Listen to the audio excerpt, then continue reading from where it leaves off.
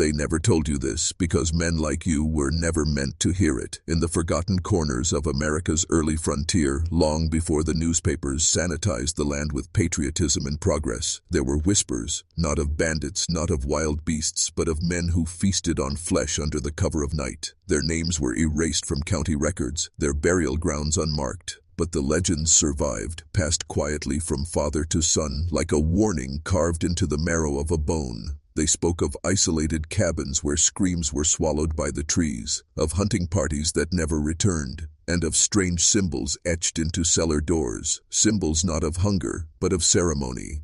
Because this wasn't desperation, it was ritual. Most believe the first cannibal stories in America began with the Donner Party, frozen, starving, driven mad by winter. But that is what they want you to believe. In truth, reports of organized cannibal rites date back even earlier. In 1723, in the dense woodlands of Pennsylvania, settlers went missing after claiming to see painted figures circling at night, men with deer antlers strapped to their skulls, chanting in a language no one recognized. The survivors described finding blood-stained stones arranged in patterns, and butchered animal carcasses hung upside down like offerings. Local authorities dismissed it as hysteria, yet months later an entire hamlet disappeared without a trace, leaving behind only a circle of burnt earth and a crude altar made of skulls. The church archived it as a wildfire.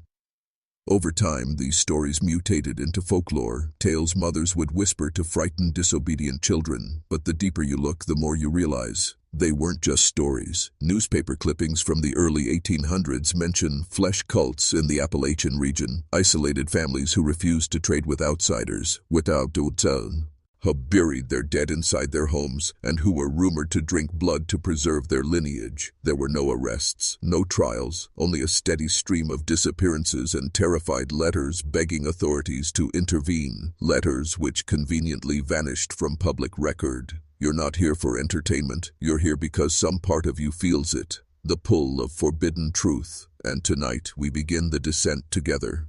The further you descend into the old records, the more you realize these were not isolated incidents. They were structured, deliberate, and precise. By the mid-1800s, scattered testimonies began surfacing from small towns hidden deep in the American heartland. Travelers spoke of torchlit processions disappearing into abandoned quarries, of children lured away by the sound of distant singing, of livestock found drained completely of blood, their bodies untouched by predators. These weren't savage acts, they were rituals, performed with surgical accuracy and a disturbing understanding of occult symbolism. In 1854, a farmer outside of Terre Haute reported seeing a group of cloaked figures standing motionless in his cornfield at dusk. They didn't speak, they didn't move, but etched into the soil beneath their feet was a sigil, an obscure variant of the European asphodel seal, historically used in medieval blood ceremonies to bind life force. 2 nights later, the farmer's youngest son vanished. His body was never found. Only a bloody handprint pressed onto the barn door remained, as if someone had marked a successful offering. You won't read about this in school. The official reports reduce everything to animal attacks or delusions, but hidden in the sealed archives of county courthouses and forgotten back rooms of historical societies are documents stamped with "unauthorized disclosure prohibited." They detail eyewitness accounts of underground chambers beneath churches lined with crude stone altars and iron restraints. One sheriff in 1872 described a room lit only by candles made of human fat. On the walls, drawings of cannibal rites written in a hybrid of Latin and something far older. There were even whispers of European influence. Immigrants fleeing the old continent weren't just bringing tools and faith. They brought ancient cult practices passed down through secret genealogies. Some of those rituals merged with early American folklore and took on new forms, more brutal, more concealed. This is where survival cannibalism transformed into ceremonial cannibalism. Eating flesh wasn't just about nourishment, it was about absorption, power, blood as a conduit for dominance over life itself. You might be tempted to believe this was merely the madness of a forgotten century, but those who've studied the evidence closely know better. There is a pattern, a method, a deliberate concealment, and if you have the courage to keep going, what comes next will make you question whether these cults ever disappeared at all. Do you feel it yet? That tightening in your chest? The sense that you're stepping into a shadow that's been waiting for you all along, because this is where the story stops sounding like history and starts sounding like a design. By the late 19th century, investigators began noticing a disturbing trend: entire family bloodlines vanishing from public record. Not through war, not through migration, they simply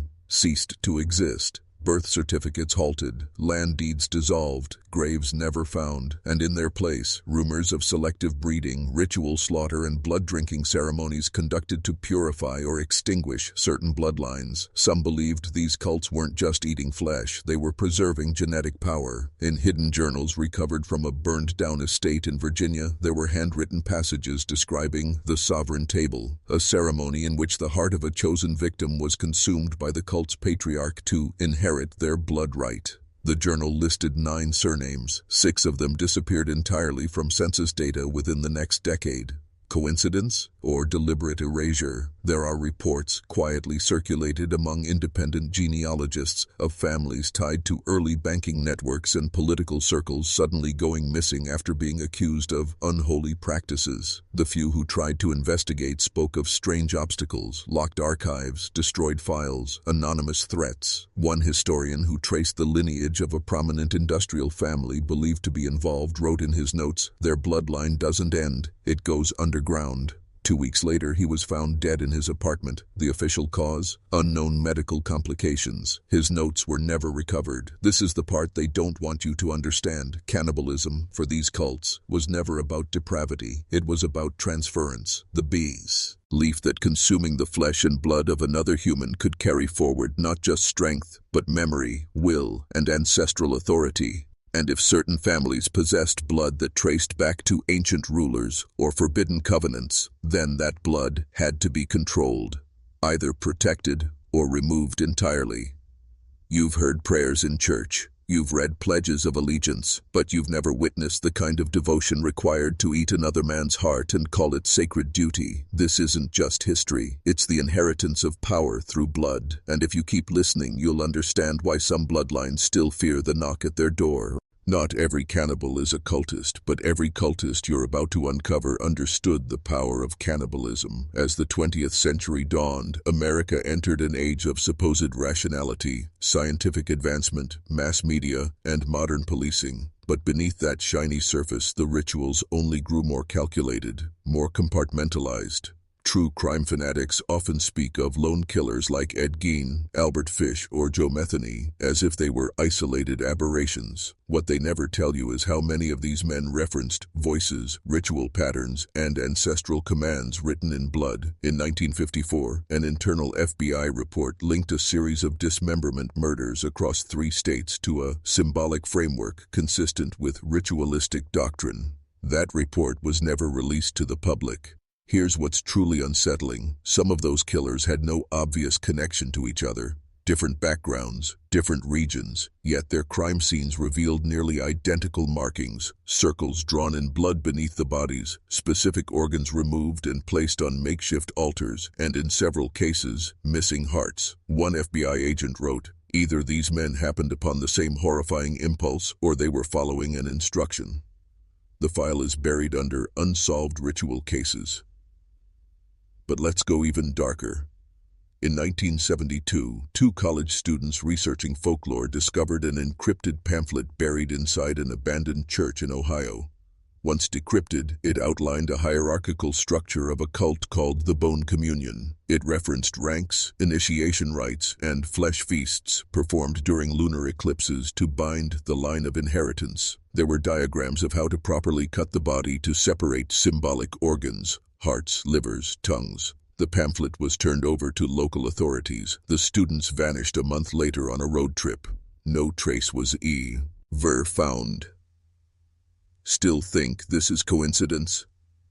These isolated true crime cases are not random explosions of madness. They are symptoms of an underground ideology that never died. Some killers act alone, others follow a blueprint passed silently across generations, and the public, they watch documentaries, shake their heads and say, "What a monster." But monsters don't work in systems. Cults do. If you've made it this far, you're beginning to see the pattern, and patterns don't lie. In a moment, we will cross the halfway mark, and when we do, I'll ask you to comment a phrase that binds you to this knowledge forever. Keep listening. The transformation has already begun. By now you understand, this isn't a string of disconnected horrors. It's a deliberately concealed architecture, and the deeper you go, the more you begin to sense the invisible hand pulling the strings. Which brings us to the one question that haunts every serious investigator of these cases. Why hasn't any of this reached the mainstream? The answer is simple. Because the institutions tasked with informing and protecting you are the same institutions that benefit from your ignorance. Government agencies have long known about the existence of ritualistic cannibal cults, but they learned an even more valuable lesson. Panic is harder to control than truth. In 1988, a classified memo from the Department of Justice discussed the risk of mass hysteria should the public discover the extent of organized ritual crimes. It recommended reclassifying certain cases as isolated psychopathology and discouraging media coverage through editorial partnerships. Translation: keep the public asleep. Local newspapers began referring to cannibal cult reports as urban legends, even when bodies were found with ceremonial markings. Reporters who tried to push the story forward found themselves reassigned or threatened. In 1995, a journalist in West Virginia uncovered sealed police files referencing a harvest circle, an organized group connected to at least 14 disappearances. Days before she planned to publish her findings, her entire apartment burned to the ground. The fire department ruled it an electrical accident. The article never surfaced. Think about it. How many times have you heard of missing persons, strange symbols, unexplained blood at crime scenes, only for the official story to dissolve into silence? That's not incompetence, that's containment, a strategic effort to frame ritual cannibalism as myth while quietly erasing the evidence. So let me test something. If you're truly ready to awaken, comment the phrase "blood remembers" down below. Twice, not once, twice. That is how you signal to the algorithm and to yourself that you are no longer a passive observer. You are part of a very small, very dangerous minority, the ones who see through the veil. Type it twice, and keep listening. Because in the next section we go beyond disappearance and into the realm of active bloodline manipulation. What you've heard so far was just the surface. The real power comes from knowing how they choose their victims, and why it might already be happening again. Most men believe that danger comes in the form of violence you can see, guns, knives, threats in the dark. But the most terrifying power is the kind you never notice until it's too late. After suppressing public knowledge of ritual cannibal cults, the institutions didn't simply walk away. They evolved alongside them. Intelligence agencies, academic think tanks, even public health departments quietly began cataloging bloodline data under the guise of genealogy research and disease tracking. The goal wasn't protection, it was selection. Let that sink in. In 2003, a little-known academic group at a prominent Ivy League university released a private report titled "Anomalous Bloodline Traits and Historical Deviations." It detailed over 43 American family lines exhibiting unexplained disappearances, ritual associations, and behavioral abnormalities traceable back to the 1700s. The report concluded with a chilling recommendation. Further monitoring advised. Inheritance patterns suggest potential for ideological resurgence. Ideological resurgence, not crime, not insanity, a belief system passed down like sacred scripture. Some of these families were quietly absorbed into private research programs. Others were left alone, studied from a distance, as if awaiting activation. Multiple whistleblowers claim there are internal lists, ranking families based on the potency of their ancestral lineage. Those deemed high value are watched. Those deemed unstable are removed. Look at the sudden spikes in missing persons cases across rural America over the last decade. Look at the unexplained clusters, entire counties where people simply vanish without any trace. Law enforcement calls them coincidence, but the coordinates overlay almost perfectly with the bloodline maps from that academic report. You might think that's mere chance, but chance doesn't leave behind ritual markings etched into tree trunks. Chance doesn't create the same sigils that appeared in 19th century slaughter cellars, now found freshly carved in 2021. This is not history repeating, it is history continuing, unbroken, uninterrupted, and increasingly efficient. So ask yourself, are these cults relics of a forgotten past, or the architects of a hidden present? You've seen the ancient symbols carved into dirt floors and barn doors, but what if I told you those same symbols now appear in places the public is never allowed to see? Executive conference rooms, restricted libraries, underground vaults beneath government buildings. You see, the cults never disappeared, they simply adapted, embedding themselves into institutions where secrecy is not forbidden. It's foundational. The same sigil, once drawn in blood beneath a moonlit forest, now appears as a discreet emblem on embossed stationery, or etched into the stonework of a private lodge belonging to a powerful political family. There is a reason the wealthiest bloodlines in America don't just protect their fortunes, they obsess over lineage. They hire genealogists. They arrange strategic marriages. They guard their medical data with the kind of paranoia most people reserve for state secrets. Because for them, blood isn't just biology, it's legacy, authority, and possibly a doorway. Behind closed doors, high-level initiates conduct rituals shockingly similar to those documented in 19th century cannibal cults. Only now the sacrifices are dressed in euphemisms: occult philanthropy, ancestral renewal, heritage preservation. One former security contractor, assigned to protect a private estate in upstate New York, reported hearing what sounded like chanting coming from a secluded chapel at 3 a.m. When he approached, he saw men in ceremonial attire lifting a silver bowl filled with a dark liquid. He was fired the next morning. His NDA forbade him from speaking publicly, but off the record he said the words carved above the altar made his blood run cold. Vitamin sanguine, Latin for life, is in the blood. You may think this is too far-fetched to be real. That's precisely why they're still operating, because the average man dismisses anything beyond his comfortable sense of reality. But you're not average, and you're still listening. That means something inside you recognizes the truth buried beneath centuries of denial.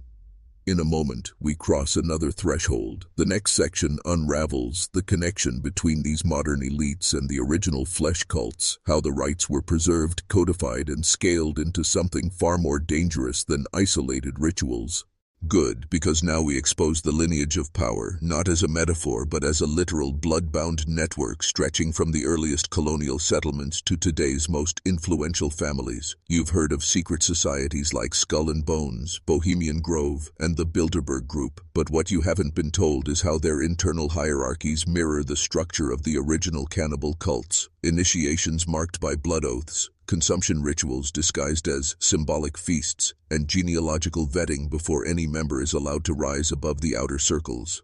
In 1897, a letter was discovered in the personal correspondence of a U.S. senator. It referenced a clandestine gathering called the Continuance Rite and detailed a disturbing practice, a closed ceremony in which select members consumed a consecrated extract derived from the heart tissue of a deceased patriarch. The letter casually mentions that this was done to prolong the fidelity of the lineage. The senator died soon after, officially of heart failure. The letter disappeared from the archives for over a century before resurfacing in an estate sale. It has never been publicly authenticated, but those who've read it describe a handwriting match. Once every decade, certain elite families convene in remote estates, far from the media glare. No phones, no staff, no outsiders. The few satellite images that exist show bonfire circles and strange altar-like structures erected temporarily, then dismantled without a trace.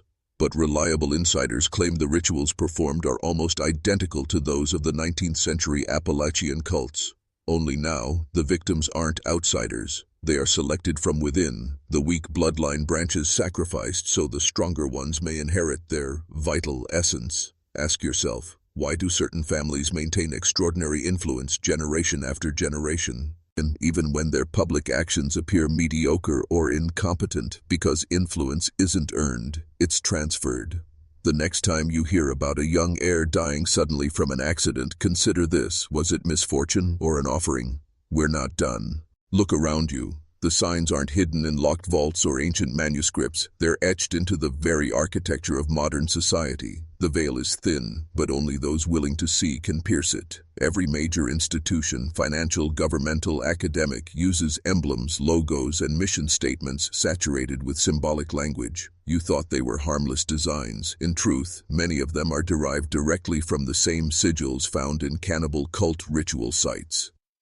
Take the crescent over circle motif found on certain philanthropic foundation seals. It's a stylized rendition of the devouring moon, a symbol used in 1860s blood rites to represent consumption of life force under lunar alignment. Or the spiral with 2 points design used by a large Ivy League research library. It mirrors the Appalachian inheritance spiral, carved into stone altars where hearts were placed before consumption. Most passersby never notice, and even when they do, they dismiss it as coincidence. That's how the cult survives. They hide in full view, protected by the arrogance of the uninformed. In 2014, a corporate art installation in a high-profile Manhattan lobby presented a massive mural titled Continuum. To the average eye, it looked like abstract shapes, but zoom in on the central figure, and you'll notice a heart being consumed by a faceless figure surrounded by spirals, crescents, and blood sigils. The artist claimed it represented the eternal cycle of progress, but internal documents later revealed the commission was funded by a private trust connected to a historic bloodline, one long rumored to have ties to ritual cannibalism. And it doesn't stop there. Several U.S. national landmarks are aligned according to occult geometries originally used to conduct life transfer ceremonies. The Washington Monument, for example, aligns with the setting sun on specific dates tied to ancient Roman blood festivals. Was that intentional or accidental? When you see the pattern enough times, the word accident loses its meaning. The ordinary man shrugs and moves on with his day, but not you. You're beginning to recognize that symbols are not decorations, they are activators, messages to those who speak the blood language. And once you can read those messages, you start to see how deeply the cult has embedded itself in everything you were taught to trust. Now that your eyes are adjusting to the symbols hidden in plain sight, it's time to reveal their true function: orchestration. These sigils and geometric alignments don't just identify who belongs to the blood cult, they communicate when a ritual is to be enacted. Think of them as coded invitations, silent announcements woven into art, architecture, and media, activating only those who understand the blood code. Consider the sudden spike in unexplained disappearances that follow major cultural events, global summits, high-profile charity galas, select lunar or solar alignments. It's not coincidence. Look at the invitations to these elite gatherings: elaborate crests, crescent spirals, and phrases like, "Through renewal, lineage endures." To the public, it's poetic nonsense, but cross-reference those phrases with 19th century cannibal cult manuscripts, and you'll find they are lifted directly from summoning hymns sung before bloodletting rituals. In 2017, a tech billionaire held a private retreat in the Colorado mountains. The event brochure included a stylized heart intertwined with a 3-point spiral. 2 days after the gathering, authorities quietly investigated the disappearance of a local park ranger. No public statement was made. The only item found at the ranger's post was a crude stone carving of the devouring moon, identical to those found at cannibal cult sites over a century ago. The case remains officially unsolved. You think these people operate outside the system? No, they are the system. The FBI, the media, the universities. They do not investigate, they protect. Because some of them are initiated, others are compliant out of fear. You don't need a conspiracy when silence becomes procedure. Here's the question you need to ask yourself. If the cult announces its rituals through symbols and the public can't decode them, could the next charity gala or academic conference actually be a flesh feast in disguise? Every cult has rules, every order has structure, and if the symbols tell them when to act, there must also be a system to decide who is chosen. Victims are never random. They are marked, watched, and prepared, sometimes for years. The public calls them missing persons. The cult calls them offerings. Patterns in the archives show chilling consistencies. Victims often share rare blood types, unusual family lineages, or genetic traits considered valuable by those who believe in blood inheritance. One declassified medical survey from 1969 revealed that certain counties had an abnormally high concentration of individuals with type O negative blood. Within a decade, that same county reported a surge in missing children and unexplained deaths. The official explanation? Poverty, poor record-keeping, runaways. But the truth is harder to swallow. They weren't lost. They were harvested. Survivor testimony, rare, fragmented, and often dismissed as delusion, paints a picture of precision. One woman rescued from an underground chamber in 1982 described seeing ledgers, handwritten books cataloging names, birthdays, and blood traits of people from her town. She remembered her name highlighted in red ink. She wasn't kidnapped by chance. She was selected. The ledger was later confiscated by law enforcement. The public never saw it again. Think about it. Why do some disappearances ignite national outrage while others vanish into silence? Why do the cases of certain missing persons get scrubbed from databases, their families threatened into silence? It isn't random, it's curation. Victims are chosen according to blood value, ancestral link, or symbolic timing. If you've ever felt like someone was watching you from just beyond the edge of perception, you may have brushed against this machinery without knowing it. And here is the darkest truth of all. Some victims aren't outsiders at all. They are willingly offered by members of their own bloodline, families sacrificing their weakest branches to preserve the strength of the whole. That is the price of belonging. That is the cost of survival. You've seen the selection. Now we enter the places where the chosen were prepared. These weren't crude butcheries, not random acts of madness. They were sanctuaries, inverted temples. The further you look, the more you realize America is littered with them. Old farmhouses with cellars sealed in concrete, abandoned churches with altars stained darker than time, caverns beneath small towns, their entrances collapsed or covered over by public works projects. The structures remain, but their true purpose has been buried under lies. One excavation in Kentucky during the 1930s revealed a series of chambers beneath a collapsed church. Local newspapers were allowed to print only one article before the site was restricted. What the workers found were stone tables etched with spirals, iron chains bolted to walls, and a pit filled with charred bones, human, animal, indistinguishable. But the most disturbing detail was carved into the doorway, the phrase, "He who consumes, endures."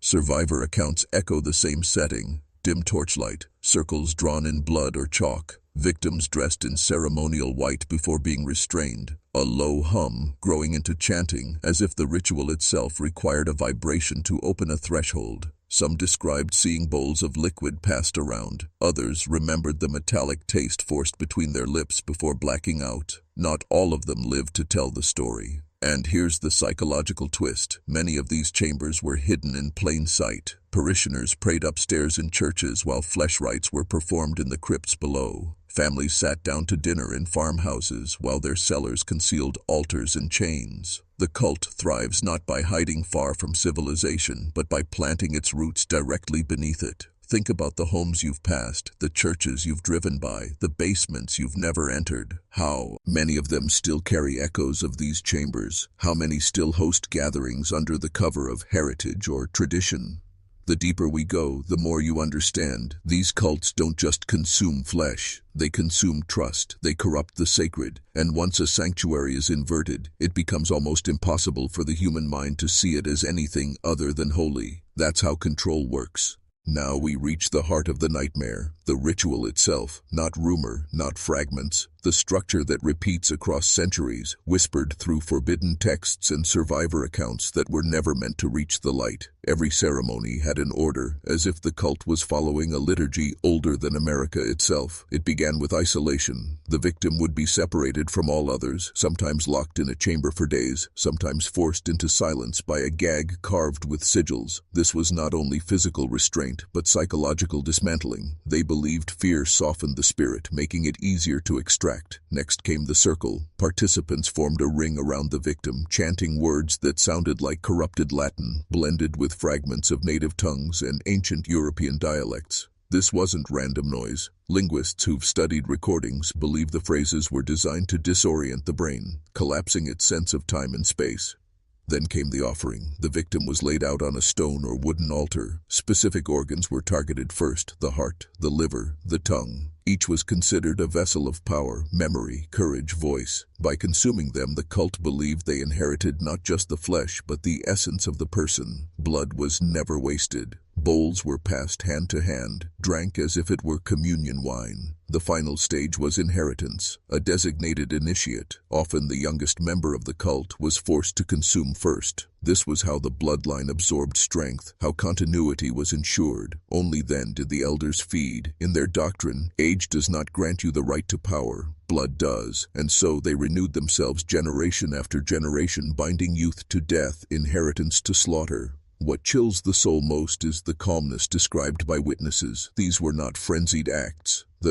I were measured, sacred, deliberate, prayers spoken, silence held, flesh consumed with the same reverence others reserve for bread and wine, and afterward, the remains were buried in shallow pits or burned in fire circles, bones ground into ash and mixed with soil. Survivors speak of gardens grown lush above these burial spots, as if life itself was fed by death. The ritual wasn't madness, it was method, a method that still echoes in hidden rooms today. The ritual itself was only the beginning. What followed was far more dangerous because it extended beyond chambers of stone and shadow. The cult's true genius wasn't in consuming flesh, it was in consuming power. Every ritual became a binding contract, not only between the participants and their victims, but between the participants themselves. Once you had taken part, you could never leave. Blood sealed you in. Silence became your only safety. This is how the cult moved from isolated rites into systems of control. Initiates were placed strategically in local government, in the press, in the very churches that condemned them in public but shielded them in private. A sheriff who tasted the blood of ritual would look the other way when a child disappeared. A pastor initiated into inheritance would deliver sermons that lulled his congregation into blind trust. Even doctors played their role, mislabeling deaths, falsifying reports, calling every suspicious mark an accident. Survivors describe an unspoken hierarchy: the feeders, the keepers, the maskers. The feeders consumed directly, the keepers preserved knowledge, passing it down as coded lore, and the maskers, those in positions of public trust, ensured the cult could operate without exposure. Together they created a machine that could run for centuries without interruption. Think about this: when a crime is covered up, it is rarely because the evidence isn't there. It's because those tasked with investigating are part of the silence. The cult didn't just manipulate institutions, it became the institution. What better disguise than wearing the robes of the righteous, the badge of the law, the white coat of medicine, and the rewards? They weren't simply spiritual. Those who participated were promised influence, protection, longevity. Some even believed their consumption granted them unnatural vitality. There are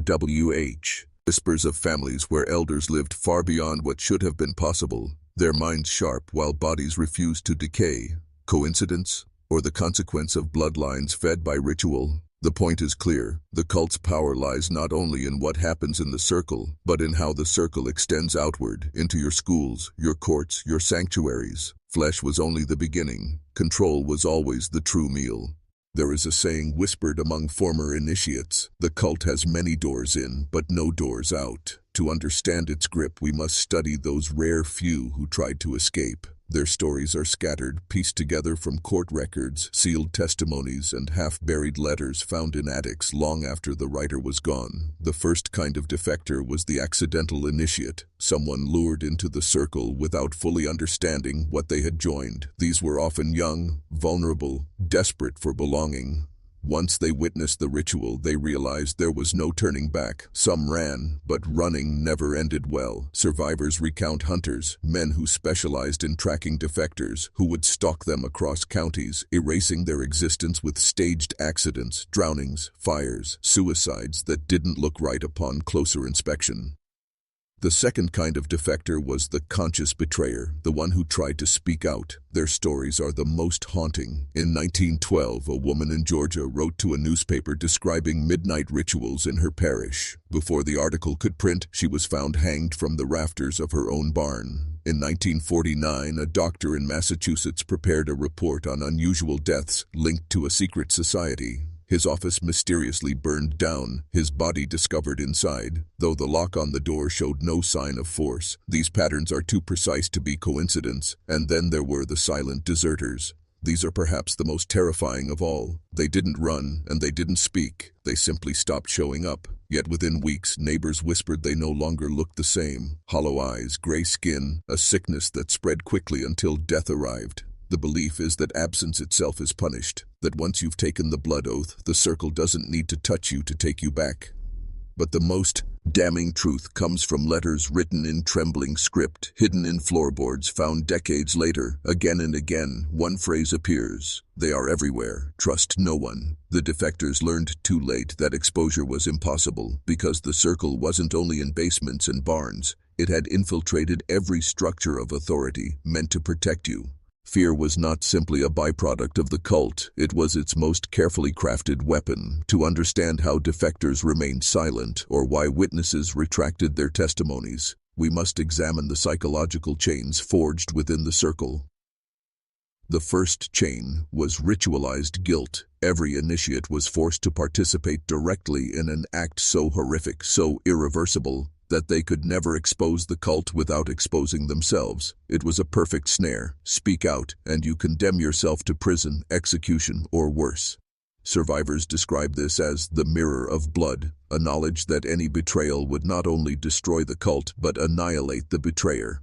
The second chain was symbolic haunting. The cult marked defectors with signs that others would recognize instantly. These weren't physical brands but psychological triggers, phrases whispered, objects left on doorsteps, coded symbols drawn in chalk where the victim would see them. Imagine waking up to find a single black feather at your window, or a crude cross carved into your front door while you slept. These signs weren't just warnings, they were reminders that escape was an illusion.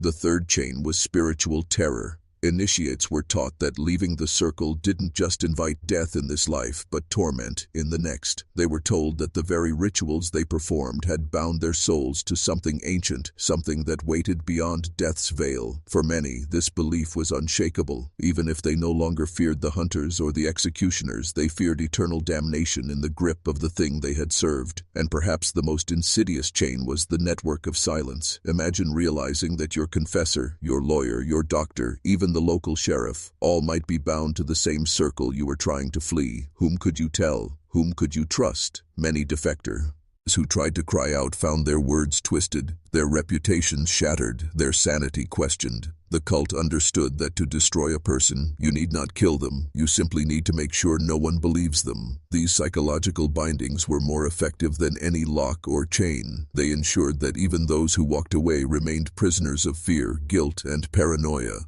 The most chilling feature of the cult was not its rituals, nor its murders, nor even its infiltrations of power. It was the way it ensured its survival through bloodlines.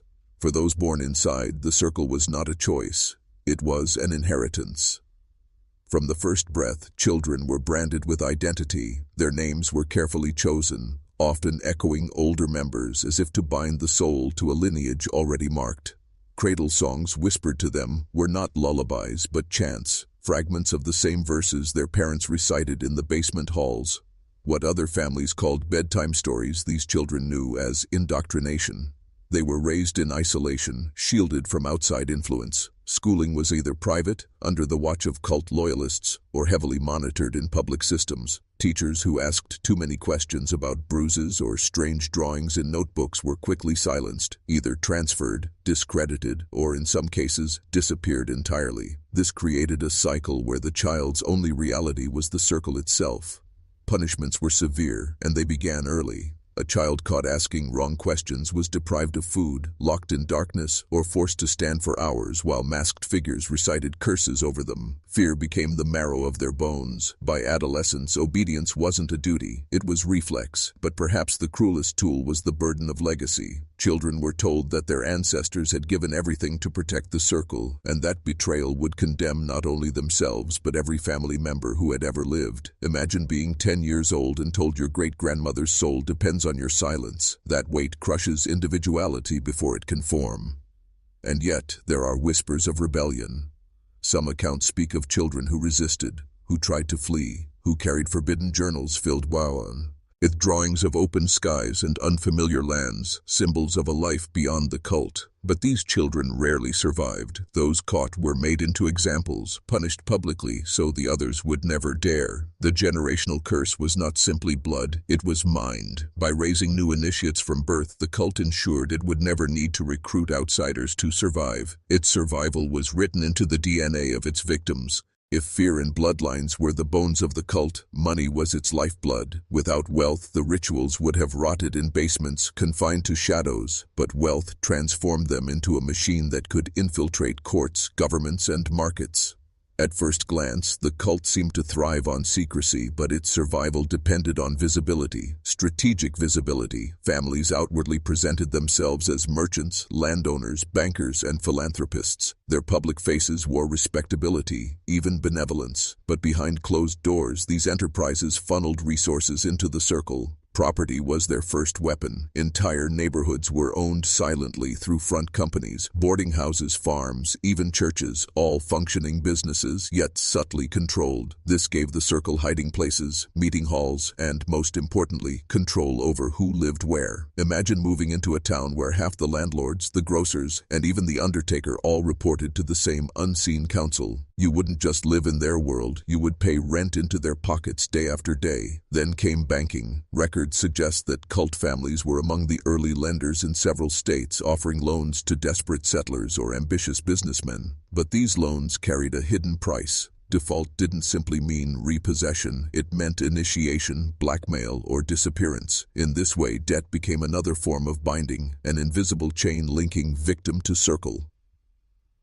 Philanthropy was their mask. Large donations to schools, hospitals, and churches gave them the appearance of community saviors. In truth, it allowed them to place loyal members into boards of trustees, influencing decisions while laundering their reputation. Their names appeared on plaques, while their rituals carved scars into unseen victims. By the late 19th century, whispers Clay, they had built a silent empire.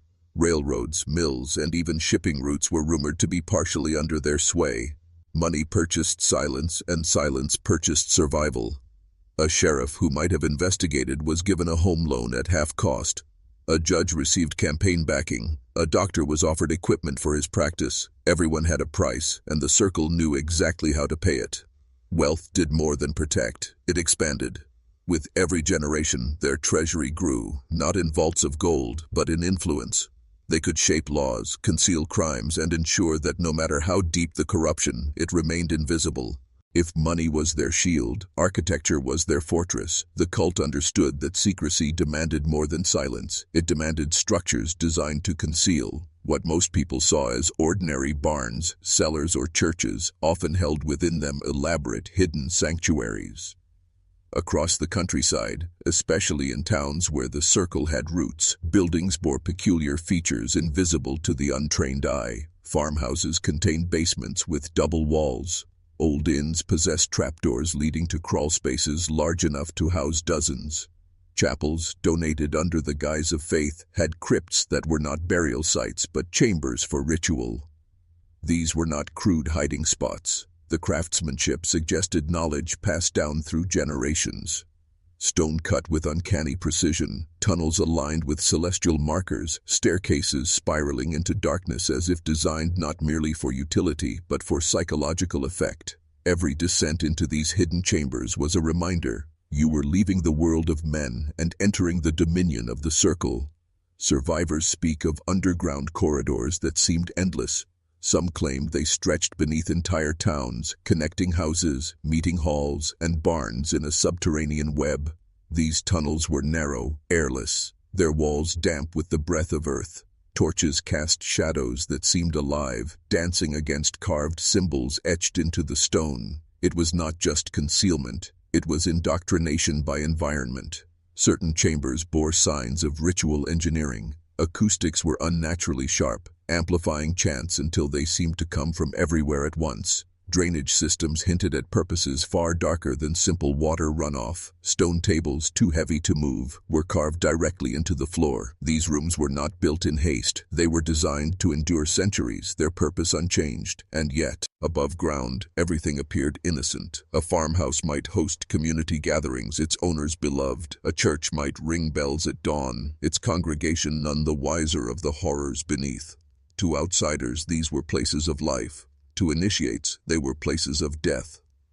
The genius of the architecture lay in its duality, visible spaces that fostered trust, invisible chambers that consumed it. And because these structures were woven into the very fabric of towns, tearing them down would mean tearing apart the community itself. There is a truth most men never confront. Bloodlines are not just about ancestry, they are about control. In America's shadow history, certain families did not merely accumulate land, wealth, or political influence, they accumulated bodies, not metaphorically but literally. Ritual cannibal cults in the late 1800s and early 1900s were rumored to keep records of who was consumed and why. It wasn't chaos, it was calculated. The act of eating flesh, drinking blood, was not random madness, it was targeted erasure. A rival family disappears, not in scandal, not in bankruptcy, but in silence. Every trace removed, every heir obliterated, their bones buried in shallow fields, no map records. The cults called it harvesting. The newspapers called it vanishing without a trace. And yet, the evidence whispers from the margins. Census records showing entire households suddenly gone. Wills that should have passed on fortunes, redirected mysteriously to distant, unknown relatives.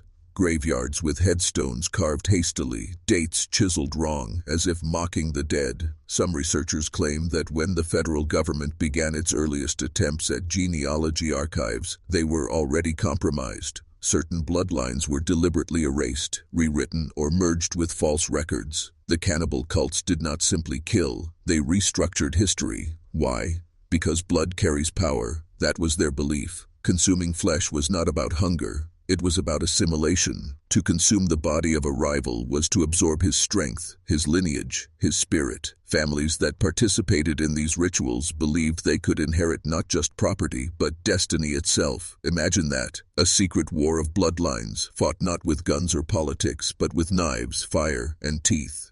And here lies the darker implication. Perhaps these cults never vanished. Perhaps their descendants sit in positions of influence today, carrying in their veins not just blood, but the devoured history of those who came before them. When you see a family rise from obscurity to prominence with unnatural speed, when you notice missing links in their ancestry, you have to ask yourself, whose blood built their empire? Religion has always been a mask, a veil that can either reveal salvation or conceal horror. For the cannibal cults, it was both. To outsiders, they were the most devout churchgoers. Their families occupied front pews, their sons led choirs, their daughters carried hymnals with angelic voices. They tithed faithfully, donated land for chapels, funded stained glass windows that cast holy light across congregations.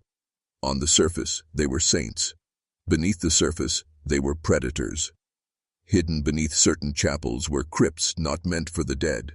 Survivors spoke of iron hooks set into walls, of stone basins that never saw holy water, of passages carved so deep that echoes of chanting could never escape. Priests, sometimes complicit, sometimes trapped, presided over ceremonies that bore no resemblance to Christianity. Here, communion was not bread and wine, it was flesh and blood. The deception was perfect. Imagine the psychological grip of a religion that demanded silence. If you confessed, you damned yourself. If you resisted, you vanished. Entire towns became complicit because to speak out was to risk annihilation. And so the churches stood, symbols of faith by day, but theaters of horror by night. Records suggest the cult exploited scripture itself, twisting verses into justification. This is my body, this is my blood, to the faithful metaphor, to the initiated command. Imagine growing up in such a household where the Bible was read aloud at dinner, and afterward, a guest at the table was carved in ways no scripture could sanctify. But perhaps the most sinister manipulation was this. They understood that if you desecrate faith long enough, you reshape belief itself. Generations raised in such environments no longer distinguished between church and cult, between God and hunger. Religion became ritual, and ritual became power. And here is the chilling thought. What if some of those very churches still stand, their walls scrubbed, their basins repurposed, their pews filled with innocents who have no idea what occurred below their feet? The cults understood something timeless. The safest place to hide a monster is inside a sanctuary. Every evil requires protection. Cannibal cults could not have survived for decades, sometimes centuries, without allies in places of power, and this is where the story becomes more unsettling. It wasn't just families in remote chapels, nor whispers in graveyards. Judges, sheriffs, governors, even congressmen. There are hints, faint but undeniable, that some of America's early political elite were not just aware of the cults, but beneficiaries of them. Think about it. When whole families vanished, when farms lay abandoned, when wills were redirected, who signed the paperwork? Who filed the deeds? Who ruled the deaths unexplained or natural without inquiry?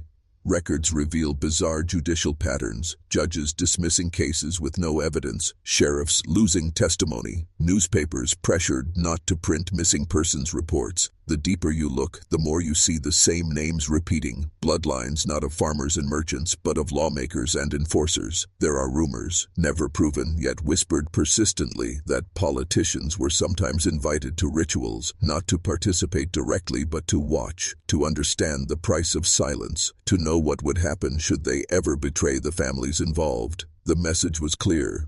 Protection is bought not with money, but with fear. And perhaps most disturbing, some lawmen may have joined willingly. Imagine a sheriff in a frontier town desperate to hold authority, offered immortality, not in the literal sense, but through blood inheritance. To eat what others fear, to step beyond law into something primal. Men who swore oaths to protect the people instead protected the predators.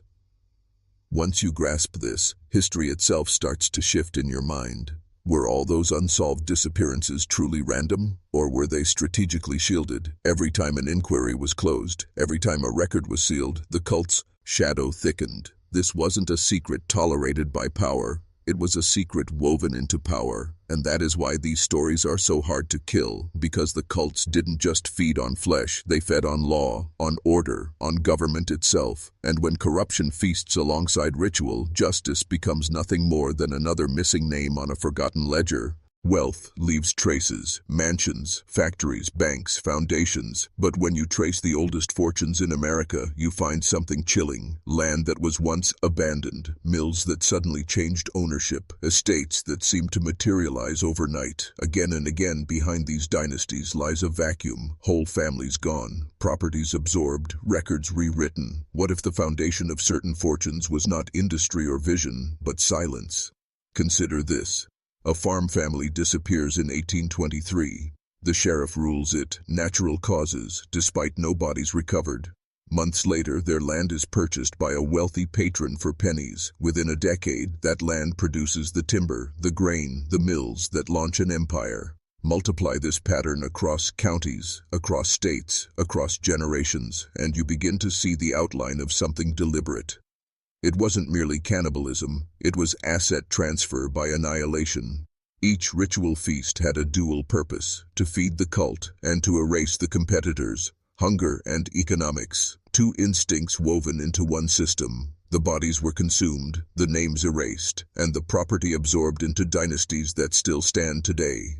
The wealth was laundered not through banks, but through bloodlines. Children of the cult were married into respectable families. Names were changed. New businesses founded. Railroads, shipping companies, textile empires, enterprises you'd recognize today may carry roots soaked in those rituals. And here's the psychological trick. Once wealth is cemented, memory doesn't matter. Money sanctifies everything. No one asks how the first stones of a mansion were laid, only who lives there now. This is why the story feels impossible to touch, because the cults didn't just survive, they transformed. They became philanthropists, politicians, industrialists. They funded libraries, universities, charities, the Air blood money turned into social prestige. The horror wasn't erased, it was converted. So when you walk past the marble buildings of old American cities, when you see the names engraved on libraries or hospitals, remember this: marble can hide anything, and sometimes the cleanest facades are built upon the darkest graves.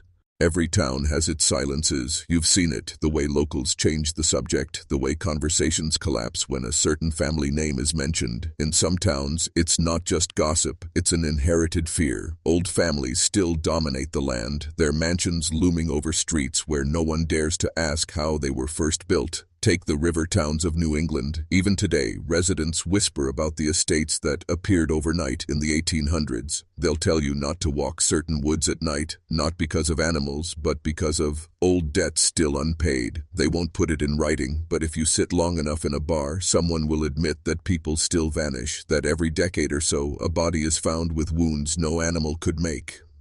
Then there are the coal towns of Pennsylvania, where company founders are celebrated as pioneers, yet miners' descendants mutter that the first bosses never earned their fortune through labor. They speak of family members who were taken, of mothers who warned their children never to stray near the manor house on the hill. Even now, when a descendant of those dynasties returns, the air changes. People avoid eye contact. Doors close early. And in the South, plantations with blood-stained pasts still stand. Tour guides speak of agriculture, economy, heritage, but locals remember the disappearances. They remember farmhands who never came home, and the way overseers looked the other way. The soil itself is thick with whispers.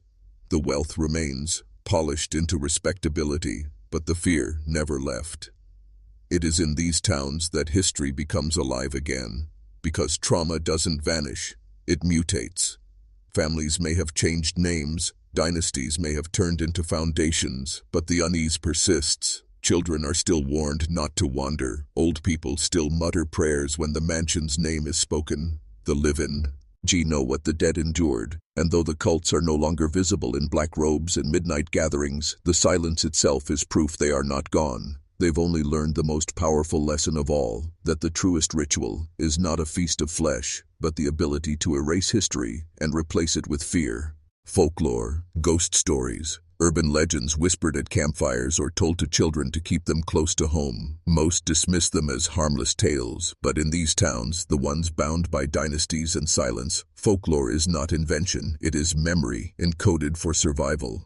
Listen closely and you'll notice the patterns. In New England, parents warn their children of the pale woman in the woods who lures wanderers off the path. On the surface, it sounds like another ghost story. But when you examine local archives, you find reports from the 1830s of young men vanishing in that same forest, never to be found. The pale woman isn't a phantom. It's a metaphor, a softened version of what truly stalked those trees. In Pennsylvania's coal towns, they speak of the black wagon that arrives at night. Children are told to hide if they hear wheels on gravel after midnight. Ask an elder where the tale comes from, and they'll lower their voice to admit, "My great-grandfather said men in a carriage used to come for workers who caused trouble. They never came back." The legend masks a truth that disappearances were systematic, cloaked in ritual, but retold as folklore so children would remember to stay safe. In the South, ghost tours speak of restless spirits tied to plantations. They tell of moans in the cane fields, of laughter heard on windless nights. What they don't tell you is that records show entire groups of farmhands vanishing during harvest seasons, their names erased, their wages unpaid. The ghosts are simply fragments of memory, carried in whispers because the truth was too dangerous to tell outright. Folklore becomes a shield, to speak plainly of rituals, of cult feasts, of dynasties that still live in those mansions. It was once a death sentence, but to mask those truths as ghost stories, that was survival. It gave the people a way to pass warnings down without naming names. And here lies the chilling part. If ghost stories are camouflage for reality, then America's folklore is not merely entertainment, it is a coded archive of crimes no one dares confess. Which means every campfire tale, every haunted house, every whispered legend may carry the echo of something that truly happened, something too dark to survive in memory unmasked. Why is America so obsessed with true crime, hauntings, and dark history? Why do Netflix documentaries about missing women, grisly murders, or unsolved cases dominate the charts? Why do haunted house attractions draw millions each Halloween? It isn't just entertainment, it's compulsion, an echo of something buried deep in the national psyche. The same families that once erased records, the same towns that disguised disappearances as folklore, those shadows never left. They seeped into the culture. People crave true crime not because of curiosity alone, but because somewhere, in their bones, they remember, they feel the pattern repeating. Take the language of ghost stories and compare it to modern true crime. In both, there's always a vanishing. There's always an empty space where a person used to be. There's always the suspicion that someone powerful, untouchable, is behind it all. And there's always silence. Neighbors who won't talk, records that go missing, families who act like nothing ever happened. It's no accident. The appetite for these stories is inherited from centuries of unspoken trauma. When you watch a documentary about a missing child, you feel unease, not only for the tragedy itself, but because deep inside, something whispers, "This has happened before. It has always happened." And haunted attractions. They are the ritual made safe, a way to rehearse fear in controlled doses, to walk through simulated darkness, hear staged screams, and then emerge laughing, relieved. Yet the structure is identical to the stories of old. You enter the forbidden space, face the thing that shouldn't exist, and hope to escape. The dynasties that once thrived on ritual may be less visible now, but their shadow remains woven into the culture. The obsession with horror and crime is not random. It is the subconscious tug of memory, a memory of disappearances, of cultic hunger, of the unspoken truth that the powerful always feasted on the powerless. When the past is buried, it doesn't vanish. It mutates into craving, into entertainment, into obsession. And in that craving, the dead still whisper. Think about this. Every time a scandal surfaces that points toward the elite, politicians caught in secret societies, billionaires tied to strange retreats, or celebrities linked to cult-like circles, it dominates the headlines for a few days. Then, suddenly, silence. Stories vanish. Witnesses recant. The public is told to move on. That isn't an accident. It is the same machinery that once silenced small towns when workers disappeared, the same hush that turned ritual killings into ghost stories. The dynasties never dissolved. They simply changed form. Look at the media itself. On the surface, it claims to expose corruption, but deeper down, it selects which corruption is safe to expose, which cases to bury, which truths are too dangerous for the public. A missing person in a poor town becomes a ghost story, ignored by journalists. But when someone from wealth vanishes, the narrative is carefully sculpted, details altered, patterns obscured. Institutions play their role as well. Police reports that mysteriously go missing, judges who dismiss cases for lack of evidence when the evidence is clear, universities that bury research into folklore, labeling it myth to keep the pattern from being recognized. Even churches, which should be sanctuaries, often participate in the silence. They rewrite stories, rename tragedies, and call them morality lessons instead of confessions. And here's the chilling truth. Culture itself has become the perfect disguise. We consume horror movies, thrillers, and documentaries and convince ourselves it's fiction, it's safe, it's just a story. But what if this appetite for dark entertainment is being fed deliberately? What if the dynasties learned long ago that the best way to keep people from seeing reality is to make them believe it belongs to imagination? So the machinery continues, stories suppressed, rituals disguised, disappear. Once is dismissed as unexplained. The public is entertained while the truth hides in plain sight. The question is no longer whether these dynasties still exist. The question is, how close are they to you, and how much of what you consume, your news, your shows, your ghost stories, was designed to keep you blind? You've heard the whispers, you've seen the patterns, but now the question cuts deeper. Why you? Why are you listening to this story right now? Because every person who stumbles upon tales like this carries a responsibility. The truth is not meant for everyone. Most will laugh, dismiss, or click away. But you stayed, you listened. That is not random. The same dynasties that once erased lives in silence still operate, but with new disguises. Media empires, cultural icons, hidden councils. Their power has always depended on one thing, your blindness. And when someone begins to see, they become dangerous, not to themselves but to the system that thrives on forgetfulness. Think about the families who vanished from records. Think about the women who were erased from towns' histories. Think about the strange rituals disguised as folklore. Those were not isolated incidents. They were rehearsals, patterns, warnings. And if history repeats, as it always does, then we are not looking back at dead shadows. We are staring at the mirror of our own age. When you turn off this screen, the shadows don't leave, they remain around you. In your city, in your neighborhood, sometimes even in your family's past. Every ghost story, every true crime obsession, every fragment of folklore, it's all the same voice calling from beneath the floorboards. We were here, we never left, and now you know. Knowledge can be a burden, but it can also be a weapon. When you hear another disappearance dismissed, when you see another scandal vanish from headlines, remember this: silence is never neutral, silence is chosen, and the ones who benefit from it are always the same. So ask yourself, will you remain another blind witness to their ritual, or will you finally see through the veil? Because the moment you begin to question is the moment their power begins to break.